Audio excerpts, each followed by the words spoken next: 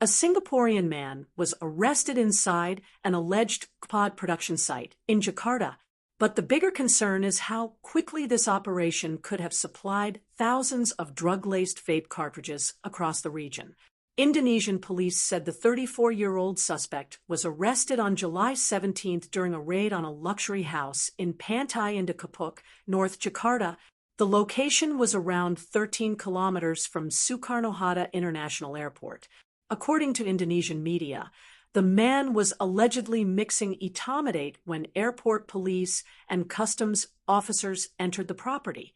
Authorities seized thousands of cartridges said to be ready for distribution. They also found small laboratory equipment, stoves, and dozens of shampoo bottles. The investigation reportedly began after customs officers intercepted 2 shampoo bottles sent from Malaysia.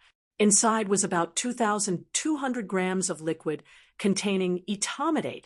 Indonesian authorities estimated that this amount could have been used to produce as many as 2,000 cartridges. Police said the house had allegedly been rented by another Singaporean, who has not been reported as arrested. That person was accused of recruiting the suspect and setting a production target of 500 cartridges per day. The arrested man had entered Indonesia on July 13th. Authorities believe production started only one day before the raid. This timing matters. It suggests the operation may have been discovered during its early stage before it could reach its planned production rate. However, investigators are still trying to establish how many cartridges were completed, whether any had already left the house, and who else was involved. There is also a clear cross-border element. The suspected liquid came from Malaysia. The alleged production site was in Indonesia. At least 2 Singaporeans were said to be connected to the operation. This shows why Kpods cannot be treated as only a local vaping issue. The supply chain can move across several countries with the ingredients, production site, organizers, and customers located in different places. Singapore has already classified Etomidate as a controlled drug and strengthened enforcement against Kpod importers, sellers, and distributors. Recent operations have also uncovered large quantities of suspected Etomidate pods inside Singapore and at its checkpoints. The attraction of these cartridges may be their discreet appearance. They can resemble ordinary vape pods, making the hidden substance difficult for families, schools, or members of the public to recognize. That creates a wider public safety problem.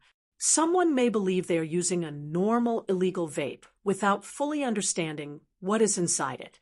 The Jakarta raid is therefore important not simply because a Singaporean was arrested overseas.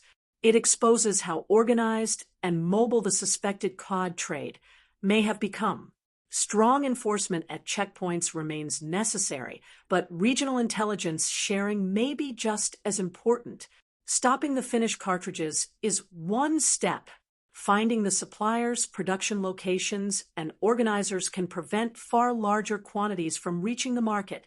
Do you think Southeast Asian countries are cooperating closely enough to stop cross-border Kpod networks before their products reach young users? Share your thoughts below and support 2230 by liking this video, sharing it, and subscribing for more trusted news explainers.